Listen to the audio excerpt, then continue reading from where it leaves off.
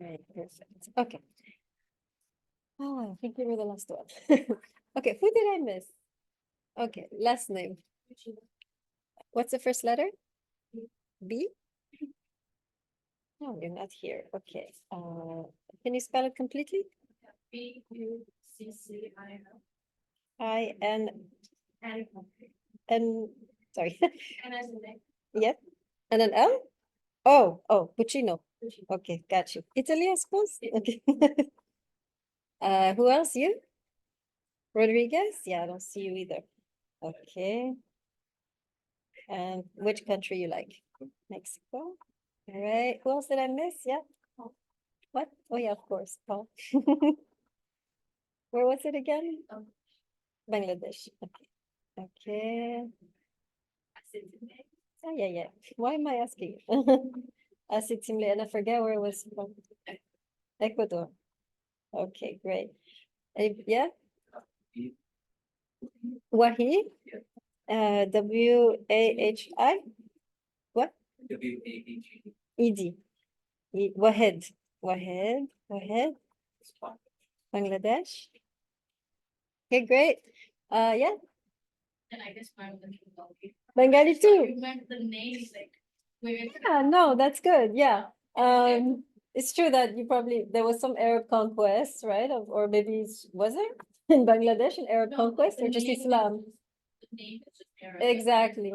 But there was no conquest. It was just because, right? I'm just asking. It was just people took on Muslim names, I suppose. Or how did it happen? Y'all don't know. Look into it. It's intriguing to me.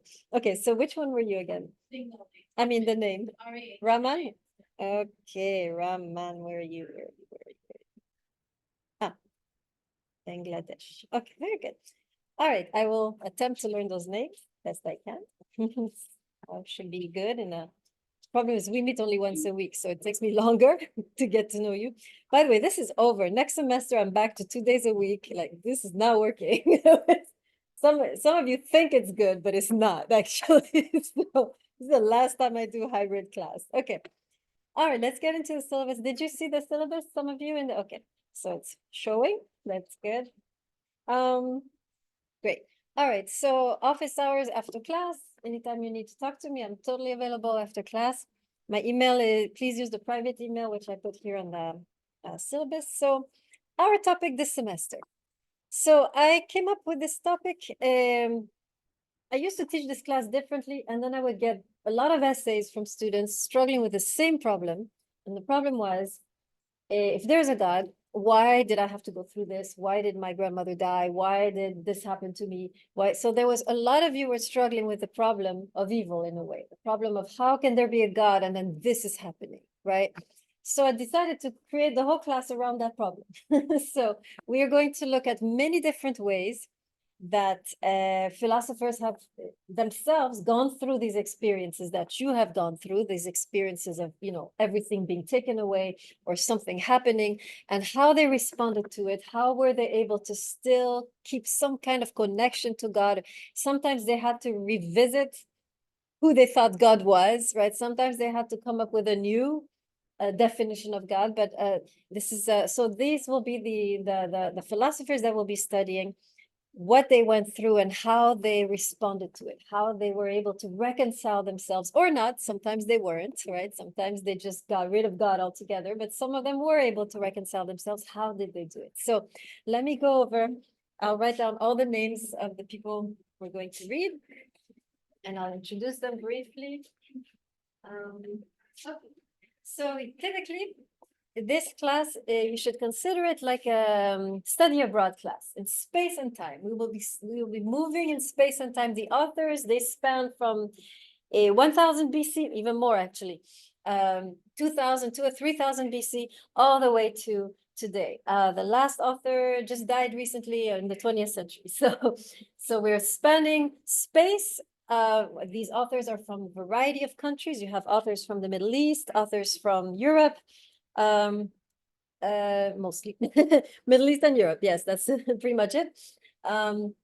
And so we're going to be looking, we have Muslim authors, Jewish authors, Christian authors, atheistic authors. So we're really covering a wide variety of religions, of spaces. So obviously you will be dealing with some culture shocks, with some existential shocks. And that's the goal of the class, is really to put you in the presence of these very different approaches. So let's go over each one so you have an idea. So the first person we will study, this book is a very ancient book on the problem of suffering. It was written probably around 2000 BC. This is written by, we don't know for sure, but we believe it might have been Moses himself. This is the book of Job.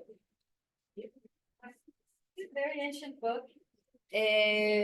I mean, this is a long time ago. The protagonist is somebody from the Middle East, and this is someone who went through tremendous suffering, and I'll talk about him in a bit, but first I want to go over everything. So 2000 BC, Moses, the book of Job. Then we will travel a little bit to in time. Of course, we'll go to the Middle Ages around 1200 AD. Sorry. Still an old calculation. We'll look at Maimonides. Oh, I want to write the country, so adding the country. So this is probably the Arabian Peninsula.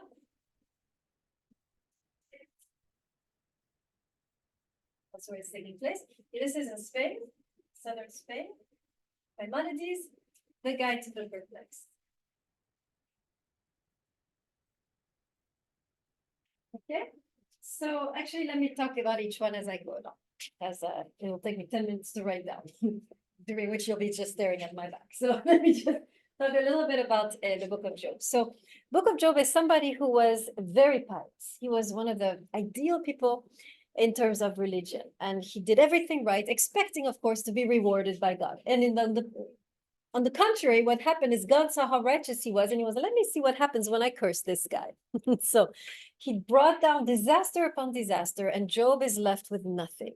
And at that moment, he's struggling with the question, well, why are you doing this to me? I served you faithfully, and now I am cursed. And this is a question with most of us probably have asked at one point, right?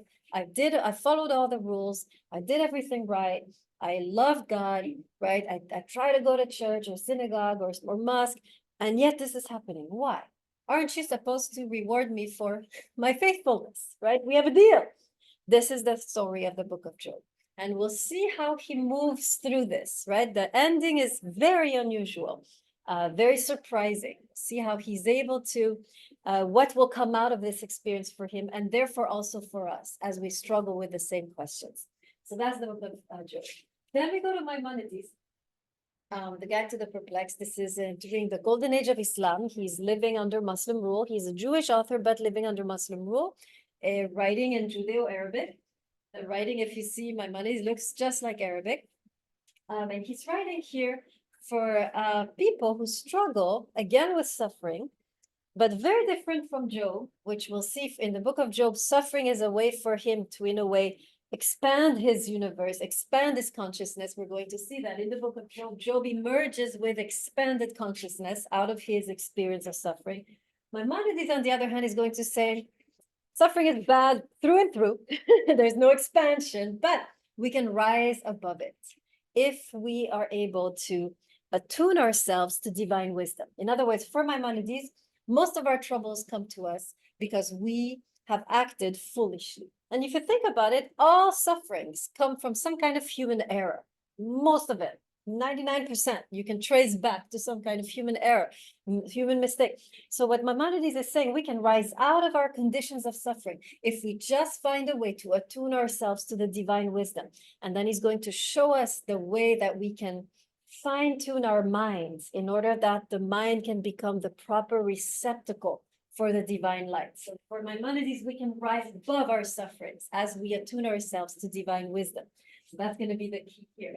Then we continue around the same period, but this time a Muslim author. This time in Persia.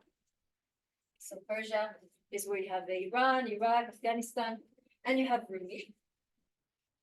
So the Persian poet Rumi, who wrote a number of poems which are compiled under the title of Selected Poems. Everything. Okay, so Rumi is same time as Maimonides, except he's Muslim. And also, unlike Maimonides, who is a rationalist, Rumi is a Sufi mystic. So his approach to suffering is going to be very different. Maimonides used to say suffering is something we have to rise above. Rumi is going to say, no, suffering is a gift from God, right? Suffering is a gift from God meant to, very similar to Job, meant to cleanse us, meant to purify our hearts so that we can have a deeper connection with God. So he's going to see very different perspective here to Maimonides, a very different way to navigate suffering. Okay, after we have done these three mostly religious authors, we enter the era of atheism and secularism. We enter the 19th century. Let me make sure. Yes, with, of course, and this is now Germany, with Nietzsche. You might have heard about the book, and this is the Twilight of the Idols.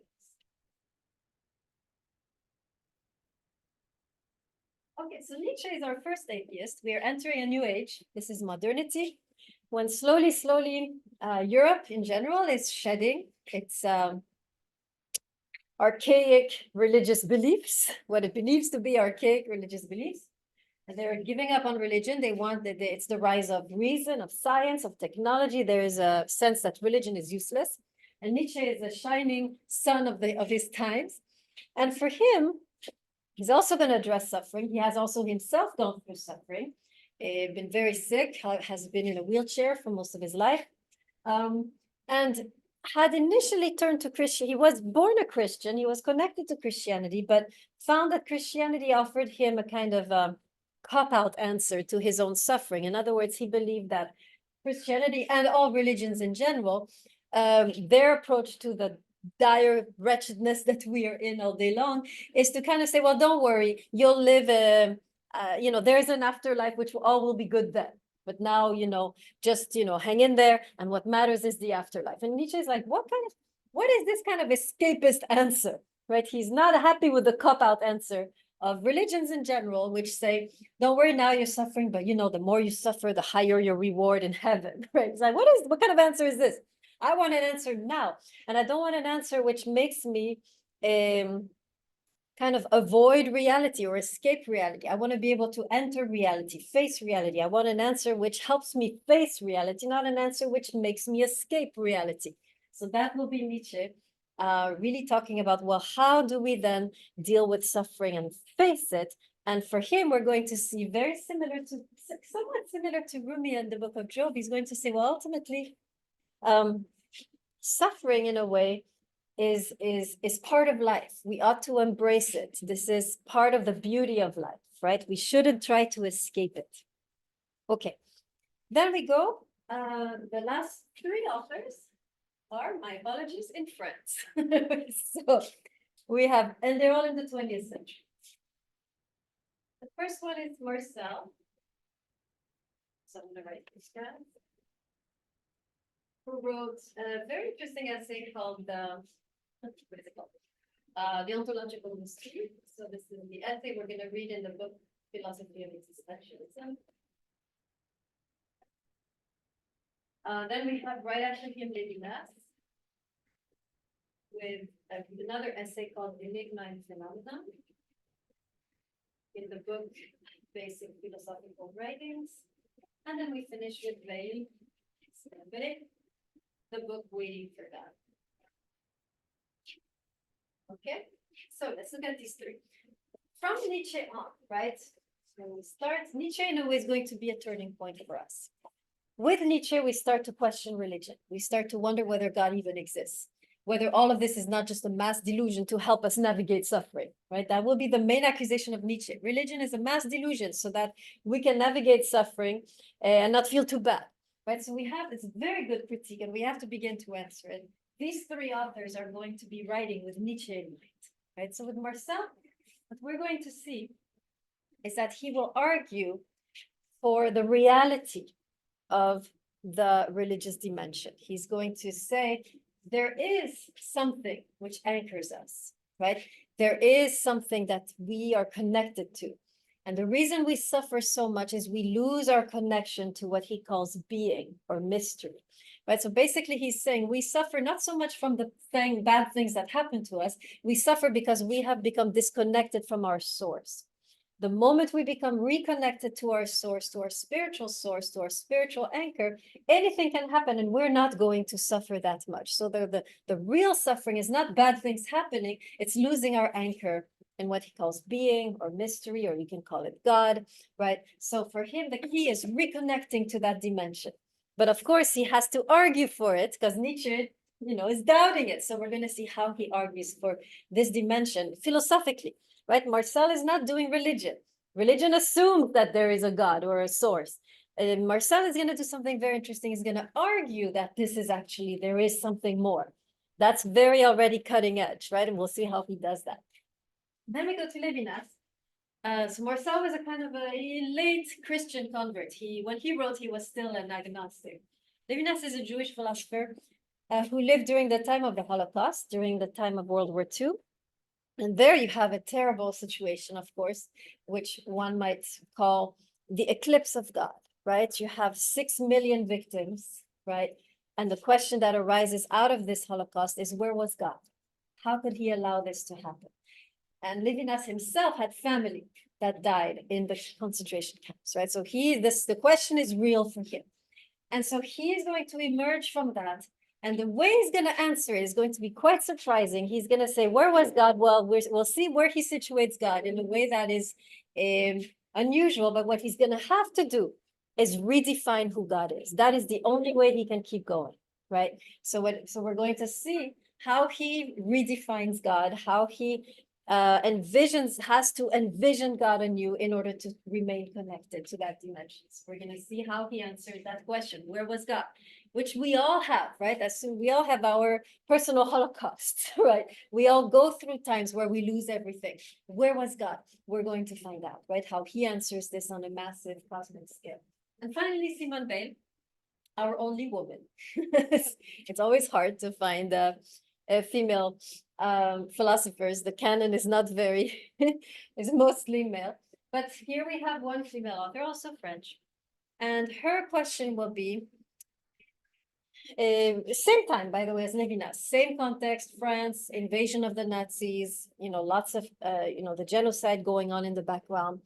And her question will be, again, where was God, and why does it feel like we cannot connect to him, and why does it feel like some of us, we want to hear God's voice, but we can't?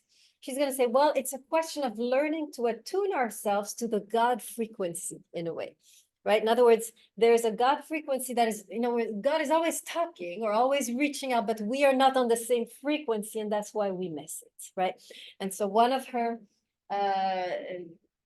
what she's doing in the work Waiting for God is teaching us how to align ourselves in a way that we can begin to hear, right? Or connect to the divine voice. Okay, that is the program. Any questions on our journey together?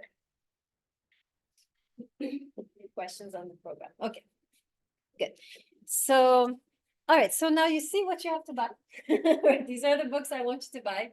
Please buy. I really want to encourage you to buy the actual concrete book. Don't buy an ebook. Don't try, right? Don't try to avoid those, right? The main reason being, I want you to have something that you can bring with you into your lives after this class is over, right? After this class is over, this is when you will enter life, or you're already in life, obviously, right?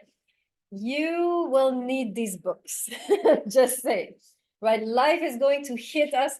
If it hasn't hit you yet, it will, right? It is good to have these books with you so you can go back and read and remember and try to get some kind of, community around you of like-minded people who have gone through the thing you're going through, right? So I really want to encourage you to buy the books, keep the books so you can have this treasure with you as you navigate life, right? Also, it's good to have, I don't want to get into how you decorate your homes, but, instead of a flat screen TV, how about a bookshelf, right? It's a suggestion. How about a bookshelf with books so that you can feel surrounded by spiritual presences instead of, killings and whatever you're seeing on TV, right? How about filling your home with the philosophical energy, right? So I really want to encourage you, buy the books, keep the books. Now, if some of you are, really struggling financially, there's a possibility to also get the books on reserve. I have put all the books on reserve in the library. So on Blackboard, I believe I sent you a link. Did you see it, some of you? The link? Okay, so go to that link that gives you the call numbers of the books. Go to the front desk, tell them I need to see this book. You have 2 hours to look at it, make photocopies if you need to. Sometimes there's an ebook version. So you totally have, you can go there if you need to. If, for example, your book doesn't come on time, right? But ideally, I want you to buy the books, so you can have this, begin to build your library, begin to fill your home with the light of wisdom. Okay, now, before we go any further in the logistics, how many of you have taken a philosophy class before? I'm curious. Okay, right, most of you, just a couple. All right, so I do this in every class. I give an initiation into reading philosophy. So I'm going to do that now. Sorry for those who already know this. Initiation. Okay, so as you begin to read these texts, maybe the first few texts, well, this one's going to be okay, but as soon as you get into Maimonides, Rumi, Nietzsche, and especially these guys, you're going to notice right away, oh my goodness, I'm reading, but I'm not understanding. This is going to happen inevitably to all of us, including me, right? Anytime I'm reading a new philosophical text, I read the page and it doesn't come right away, right? So I want to explain a little bit why these authors write in this way, right? Are they trying to be elitist? Are they trying to make your life difficult? Are they showing off? What are they doing? Right. So basically what we need to know about philosophers, the difference between a philosopher and, for example, a historian, someone writing history or someone writing science, is the following. Most of the books you're reading or articles you're reading have to do with what philosophers call the physical realm. Right? So we're talking about the human body or science or history or politics or whatever you're talking about. You can see what they're talking about in the world, right? Philosophers are talking about a different realm. They're talking about the metaphysical realm. In other words, philosophers are keenly aware that we are two-dimensional beings. We have one foot in the physical realm and we have one foot in the metaphysical realm. We are both material and spiritual beings. Right? And if you ask, and maybe I will ask you this question, how many of you feel that there's more to life than just what you see, hear, touch, and taste? How many of you have sense that there is sort of, okay, so you're already philosophers, right? Anyone who has the intuition, there has to be more to life. There is something more. I can sense maybe a presence, or I can sense the possibility of joy, or I can sense the possibility of love all around me, or whatever. You're sensing something more. Or you go on a mountain and you're like, anybody have these, deep mystical experiences on mountains or oceans? Anybody? Like you're there and you're like, I feel it. No, I'm the only one there. A few? Okay. This is the idea, right? You can sense at key moments of your life that there's something more, there's something bigger, there's something around us. That's what philosophers do, right? And the thing is that they're trying now to bring back this experience to you. Imagine you're a philosopher, you're on a mountain, and all of a sudden you feel surrounded by love. How are you going to explain this without looking crazy, right? So philosophers are dealing, they're having these intuitions, these insights into this deeper metaphysical realm. But when they come back out and try to explain to us who are stuck in the physical realm, they don't know what words to use, how to argue for it. They're trying to make sense of it, and they're struggling themselves as they're writing about it. And so therefore we struggle also as we read what they're trying to say, right? For example, Rumi, it's poetry, looks easy, but you're like, what is he talking about? Same thing, he's trying to bring into this realm a message from another realm, right? He's trying to articulate his intuitions into words that the physical common mortal can understand. Okay, so that is really the reason, right? Why philosophy is so inaccessible. But in this class, I'm going to initiate you how to read, so it will be a breeze for you to enter these texts. So, number one thing you need to read philosophy is a pencil. Why do I say that? Why is it that the first tool you need, obviously you need your book, but why is it that you need a pencil? What are you gonna do with that pencil? A second, I'm gonna pull out a book so you can see what I do with my pencils. Okay, so tell me, what do you think I'm saying? Why do you think I'm saying you need a pencil? Yes. Exactly, annotation. Let me explain. When you read, you should never read passively, just letting it come in and whatever, right? You got to read proactively. You have to read in a spirit of, I want to understand this. And oh, I understand it. Oh, I underline. Oh, I don't understand it. Question. Oh, I like it. Big smiley. Oh, I hate it. Oh, right. Look how I read. So I'm reading this book right now. This is what all of the pages look like. Okay. You see, I have like a big exclamation point, important point. Here I'm making connections. I'm underlining, circling. I have a bunch of exclamations. I don't have any smiley on this one. Oh, I have a yes here. Here I wrote down a whole little paragraph on what I thought that meant, right? So that's how you need to read, right? You need to read actively. You are in a way part of the whole making of meaning, right? The author has written, but you have to interpret and think and reflect. So read with a pencil and underline, annotate. When you're done with that, when you're with your reading, you will have remembered much, much more than someone who just reads without a pencil. It's just a simple technical advice, right? For you to remember more. If you read without a pencil, you'll finish reading and be like, what did I just read? Whereas if you've read, underlined, question, then you'll be like, oh, I understand. I remember this. I remember that. That's an important point and so forth. That's number one thing you missed. Second thing, you need to read in a state of enjoy. What do I mean by that? Okay. Well, let me ask you this question.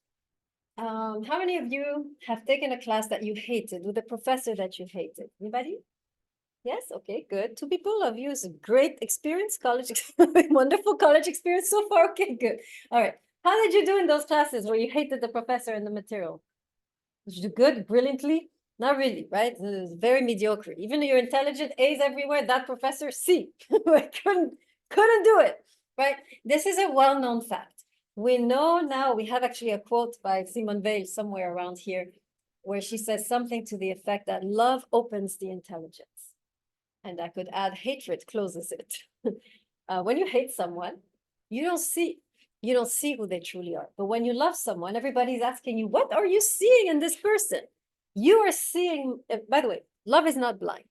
Love is more perceptive. So when you love someone and everyone is asking you, what do you see in this person? You are seeing correctly, let me assure you right now, because the love you have has opened your intelligence and you're able to see more deeply than most people who don't give a damn about that person. And if you hate someone, you see even less, right? So it's a well-known fact that when you love, you see more. And so I want you to read with love, with enjoyment, relax. In fact, I want you to pick the best time of the week. Let me ask a few of you. What's the best time of the week for you? Sunday, what time? 5. What about you? Best time of the week for you? Oh, you're the one who said you don't have any. Are you the one last time who said you don't have any best time? You're always working. Wrong person. You're always in the front, so I always pick on you. Okay, you. When is the best? Tuesday. Huh? Tuesday. Tuesday, what time? I like 4. 4. Okay. Last one. You, best time. 3. Oh, you're like a yogi. You wake up at 3 a.m.? That's beautiful. Oh, you stay awake. Oh, you stay. Okay, you're not, I was thinking. Okay, no, that's fine.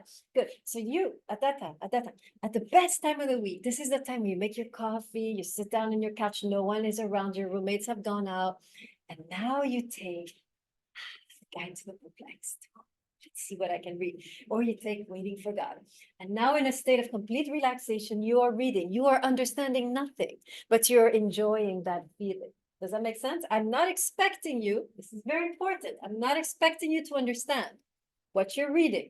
I'm going to clarify what needs to be clarified. You don't need to understand. I just want you to experience what it's like to be in the presence of a great mind.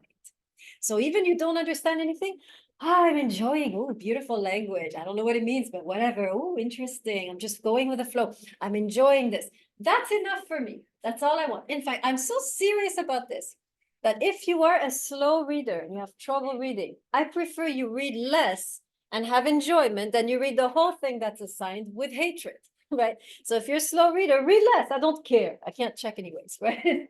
Read less, but enjoy what you read. The moment you start to feel resentment and hatred towards the book, you stop, please, right? Now, if you're a good reader, you should read the whole book, obviously, right? Read the whole book, read all of the books that author has written, and so forth, right? But in general, this is very important to read in a state of relaxation, enjoyment. That is how the book is going to open up to you. If you read in a hurried, stressed, frustrated, the book is just going to be remain closed. It's a waste of time. Better not to read. Okay. Third thing, read with a sense of urgency. Okay. In this class, this is one of the rare classes where you will not be wasting your time. Whatever you learn here, you're going to need for the rest of your life, right?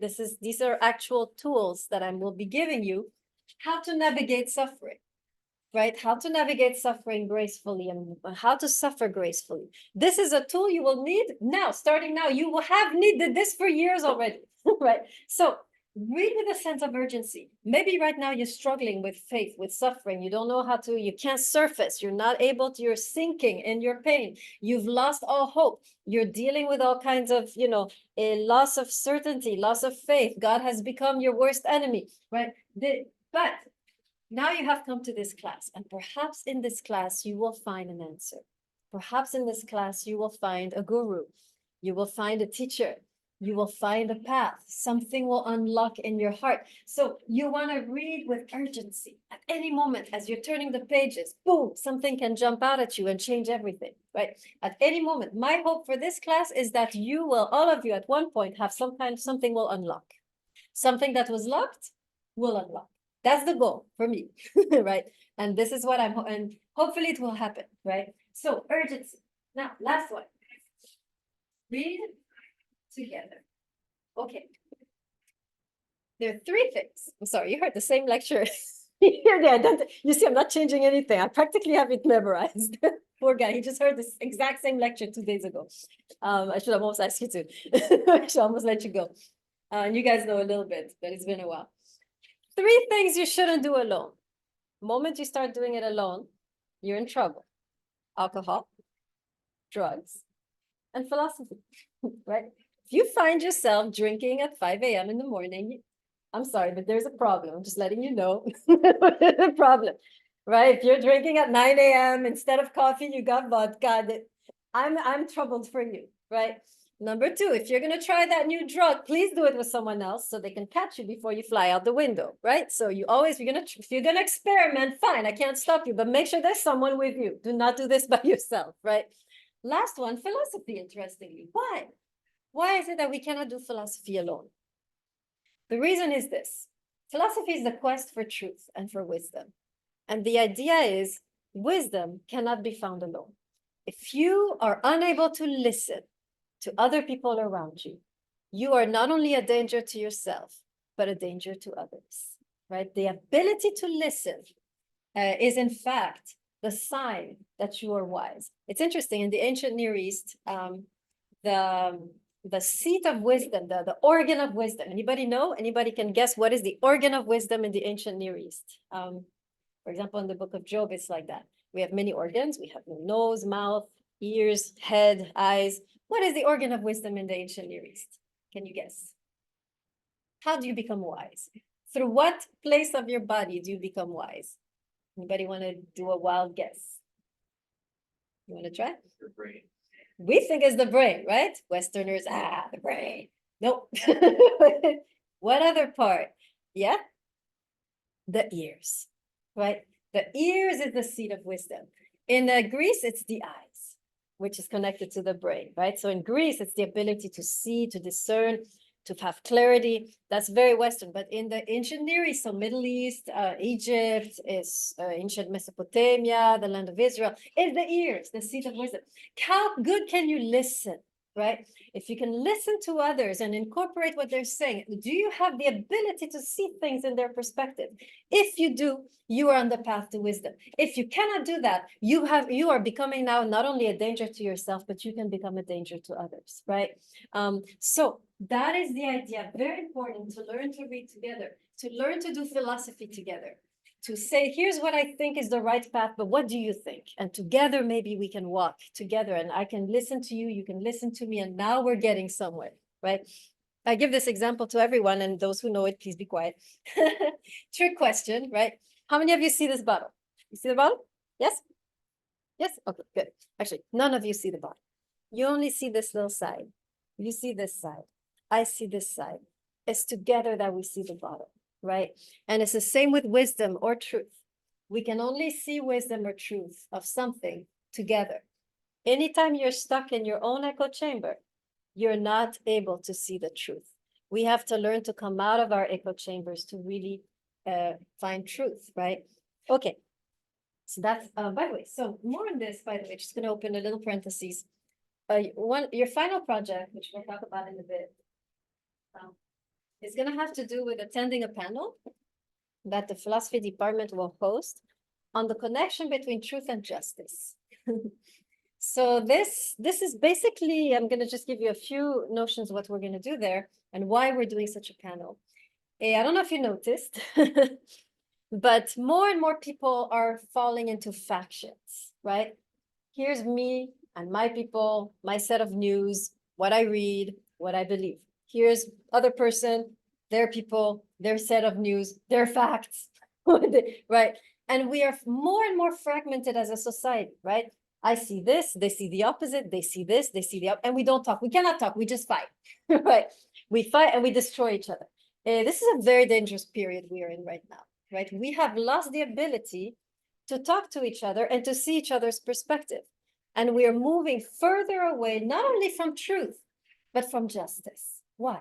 Because there's a connection between the two. If you don't, and that's what the panel is going to talk about. If you lose truth, you lose justice. And if you lose justice, you lose truth. And I'll leave you in suspense. Right? That's what the panel will be about. So you will be attending the panel. In the panel, we're going to have, before the panel, some group discussions, which will be facilitated by students from another class, but you could also participate. We'll see. Teaching how to talk to each other, right? In a way that is inclusive, like in a way that is wise. I talk, but I can listen too, right? I say what I think, but I can also see what you're saying. This is the skill that I want us to learn, right? This semester during this event. So we're going to go deeper into this together thing as the semester unfolds. I just wanted to give you a heads up. So I don't have the date of the panel yet, but it's going to be some kind of free hour, and I'll tell you very soon so you can make plans to attend. Okay, any questions so far on the initiation? I think that's all I did. Anything you want to add or you need clarified? Okay. All right, let's go into the logistics.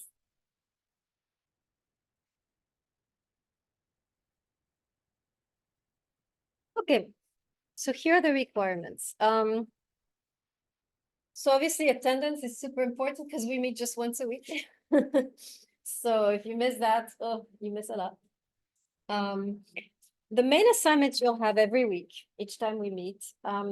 What you do outside of class is not going to be much, I have to say. There's mostly what you'll do outside of class is listen to some introductory lecture of each of these authors. So each time there's a new author, you'll have, I have put my, we have a playlist, a YouTube playlist with all of the lectures. I put them already on the tab recorded lecture. Have you seen that already? Has anyone explored that? Does it work?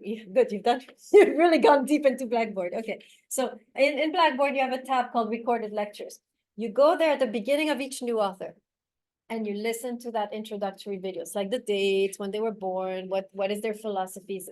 Before you read, you do that. So you have a total of 7, but basically 7 extra lectures around 45 minutes.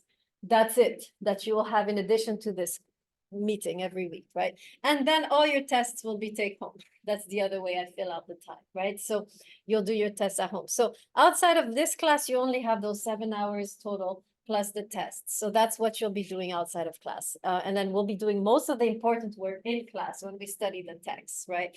Okay, so every time we meet, you will have what I call a reading assignment. So reading assignment looks like this.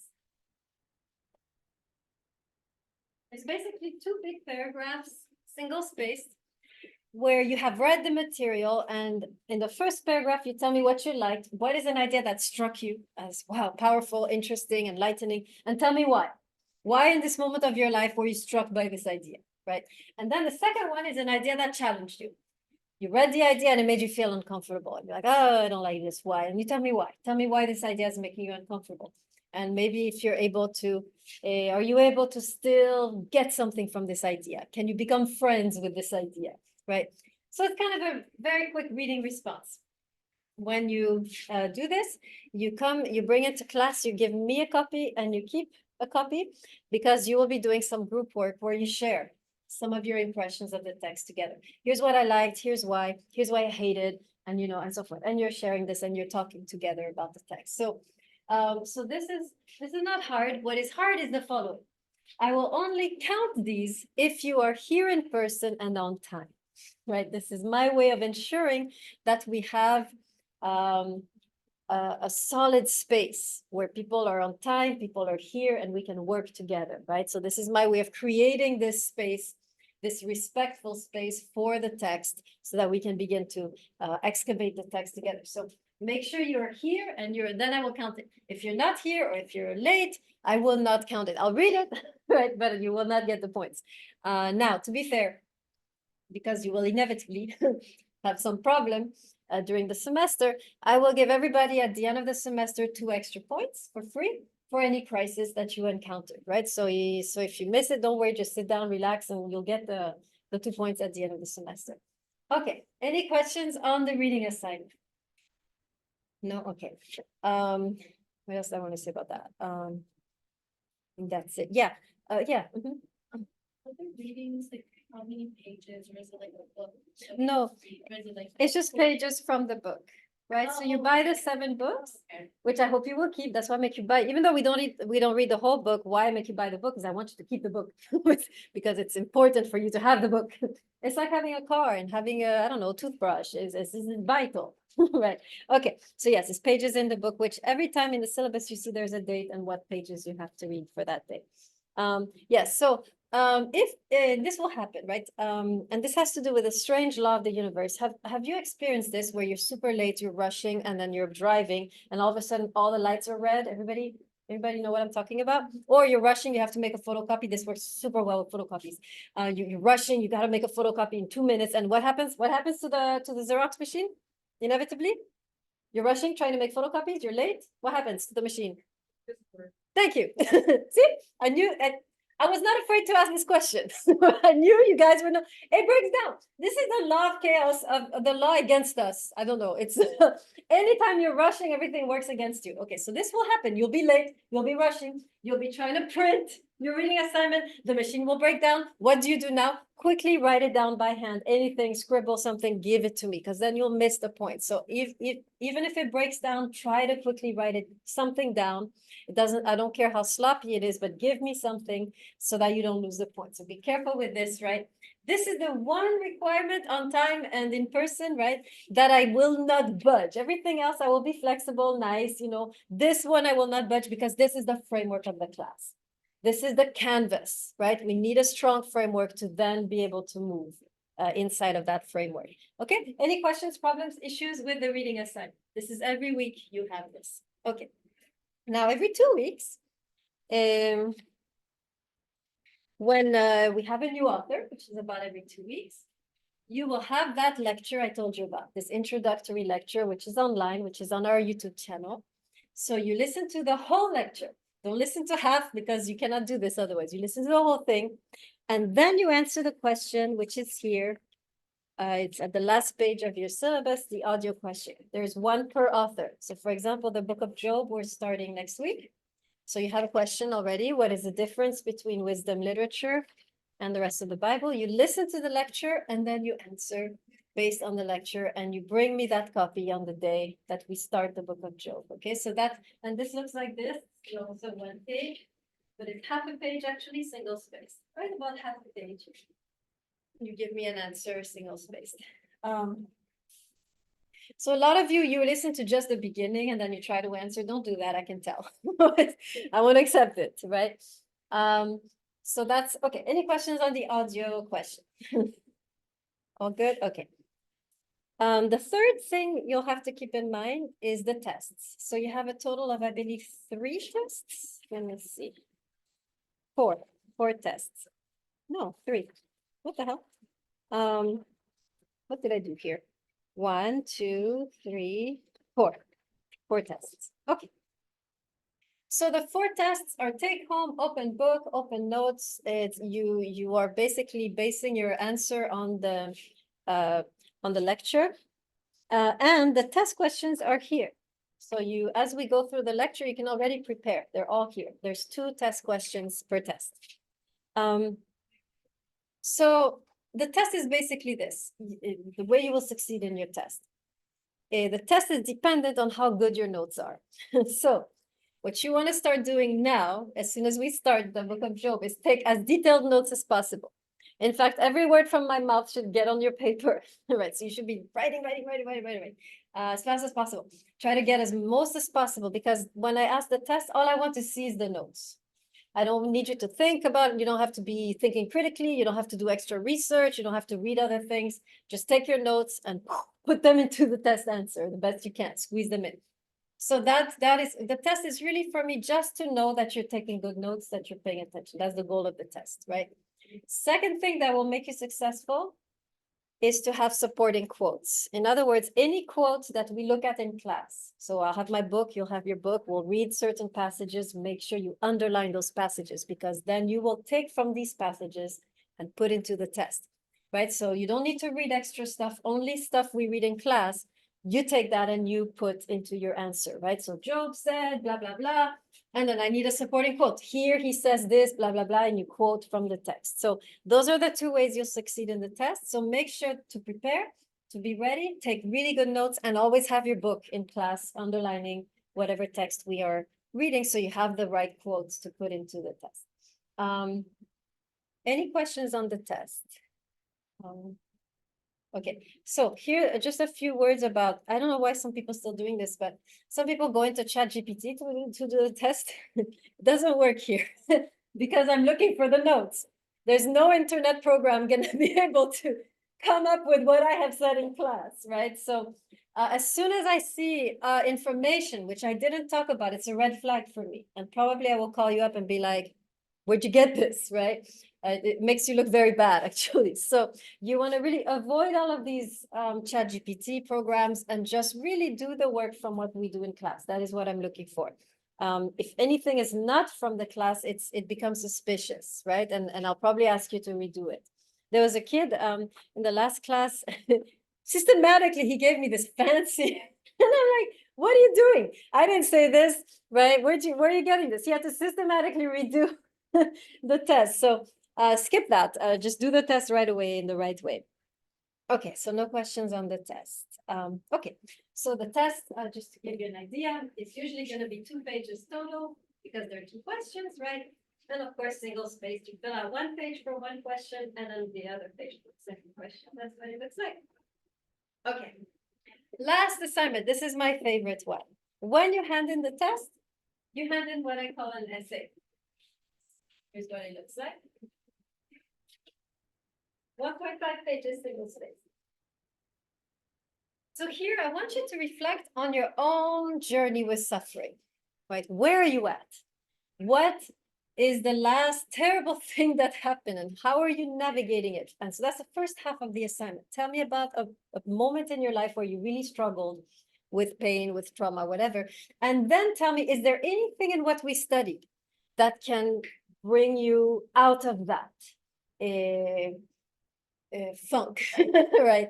That the pain brought you in, right? Is there anything that we studied that, you know, kind of gave you hope or gave you strength or gave you courage or help you move forward, right? So I want you to really kind of, now it doesn't have to be you. If you don't want to talk about yourself, that's fine. You can talk about someone else. right? Something you would tell someone else, right? Advice. So you're kind of doing therapy, right? On yourself or on others based on what we're learning in the class, right? The goal is what we're learning in the class is supposed to be the wisdom that you need to navigate dark times, right? That's my goal. I'm trying to give you the tools, the keys, whatever you need to navigate and to navigate hard times and to suffer gracefully. So now that so tell me a little bit about that moment, that difficult moment. And is there anything in what we studied that is now in a way helping you navigate that? Okay, does that make sense? And that's 1.5 pages, single space. So 50% the story, 50% whatever you learned in the class. That you can write in any way you want. It can be a letter to yourself. It can be just a journal entry. Doesn't matter how you write it, as long as you're reflecting on putting those two together. Any questions on the essay? No, yeah. Is that for every book? What? Is that for every book? No, test. Just one. Anytime you have a test, so 4 times, right? Each time you have a test, you bring it. So 2 books usually you can pick one or do both, doesn't matter.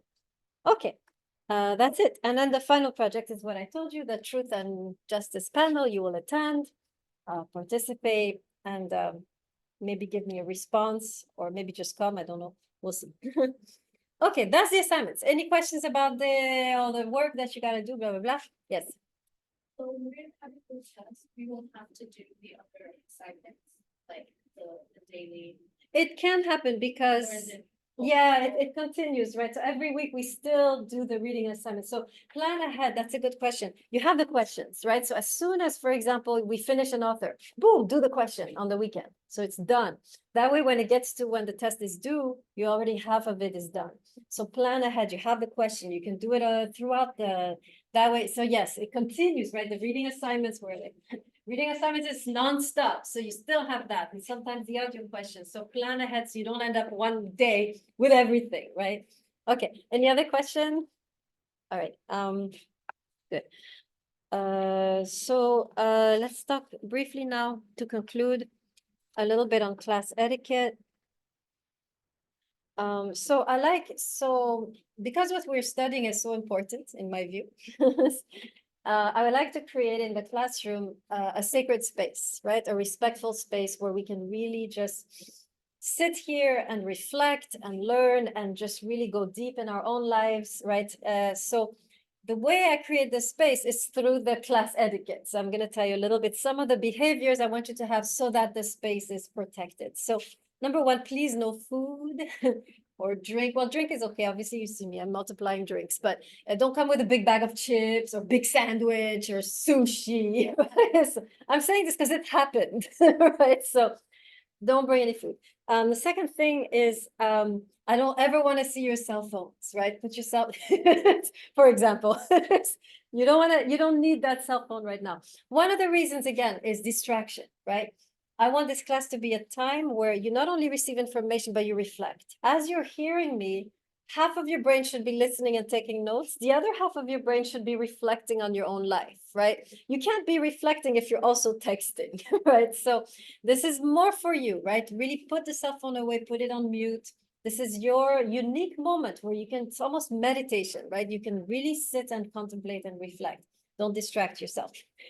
In connection to that, and this is a little more tricky, this is the computer, computer requirement. I really, really would like this to be a computer-free class. Again, same thing. You're taking notes, but inevitably the computer is going to distract you, right? Inevitably, you're going to check email really quick. I know because I'm like that, right? Or inevitably, you're going to do something, right? Look at that, look at this. So can we agree can we try to have a computer-less class? What do you think, computer people? How do you feel? You okay? You okay? You in the back, computer? You good? Okay, awesome. Also, it creates an artificial wall, right? So you write with your hands. I would be okay with, for example, you have an iPad, I believe that's flat. Anything flat, I'm good with, right? So if your iPad is flat and your type, I'm happy with that. Is that how you do it? Okay. Or your text maybe is on the iPad. So I'm okay with iPads because you can't do anything on the iPad. But the computer, I don't know what you're doing behind. I have people behind their computers grinning while I'm talking about the Holocaust. It's like, it's impossible, right? Because they're like doing something else. So let's not have computers. Okay, one more thing. This is something that happens a lot. It's totally inoffensive, but it disturbs the space. Coming in the class and then coming out, and then coming in, and then coming out. Try to refrain from doing that, right? Once you come in, you're here, you stay, hold it in. Use your muscles. And then, right, you can, so try really, once you come in here, really it's that you stay, so that there's not this constant back and forth. I think last class we had, it was, it's one way to get out of me the evil twin. Is that someone constantly going in and out? So let's try to refrain from doing that. Again, please don't talk among yourselves, and that's obvious. Most of you don't do that. If you have something to say, raise your hand and I'll respond. And that's it. Yep. Any questions over anything, everything that we did? All good? All right. So let me give you next time what you gotta do. I'll just write it out right here. Because it's a lot probably. So next, what are we, Wednesday? Next Wednesday, we have class, right? So next Wednesday, you'll prepare for jokes. So first of all, get all the books, right? Get yourselves together, get all the books. Get familiar with Blackboard, look at the recorded lectures. You'll have to find them. So buy the books, please. My preference, my huge, strong preference, you get the actual book, but if you can't, what can I do? Right? Then we will begin the book of jokes. So always when we begin a new book, first thing you do, you listen to the lecture, right? To the recording. Or you watch, whatever. So you go on Blackboard, the tab called recordings, boom, that will enter our channel, which will enter my channel in general too, where you can get other lectures if you want. You're welcome. But listen to the one on joke, right? So listen to the recording that is this joke. Then you do the reading. Never do the reading until you've done that recording, because it really begins to explain things. It opens things up. So you'll read whatever is assigned in the syllabus, right? You can see here all the dates with the assigned pages. Oh, just a note on the books. When you get the books, you will be tempted to buy them outside of the QC bookstore. They are all in the QC online bookstore, right? That's the best place to go. But if you want to buy them maybe on Amazon or whatever, that's okay. Except make sure you have the right edition, because there are many versions of the book. So if you have the wrong edition, I'm looking at page 13 and you won't see what I'm seeing. So you'll be lost and you won't be able to follow. So make sure you first go to the QC online bookstore. Get a sense of what the book looks like, the right edition, and then buy it wherever you want. I don't care, as long as it's the right edition. Okay, so you read, and then you do the reading assignment. Sorry, you listen to the recording and do the audio question, right? And then at the end, you do the reading assignment. And that's for next Wednesday. Those are your tasks for next Wednesday. Any questions? Okay, we are all dismissed. So I'll see you in a week. It's nice to meet you all. It's gonna be interesting. And I'll put this recording on our channel.